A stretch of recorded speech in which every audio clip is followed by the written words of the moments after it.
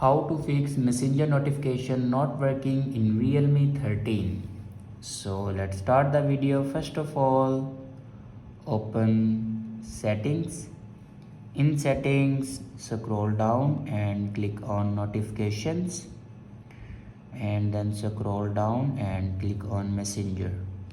Now here you can check your messenger notification. If you turn off your messenger notification, then turn it on. After turn on your messenger notification, then go back and click on sounds and vibration, and then click on do not disturb. If you turn on your do not disturb, then turn it off. After turn off your do not disturb, then go back to the main page of your settings and scroll down and click on apps, and then click on app management.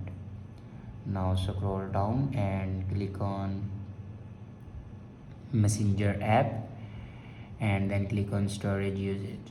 Now here you can clear the cache memory of messenger app.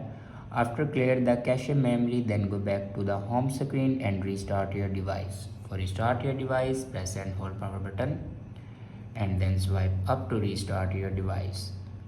After doing these steps, your problem will be fixed. I hope this video is helpful for you. Thanks for watching.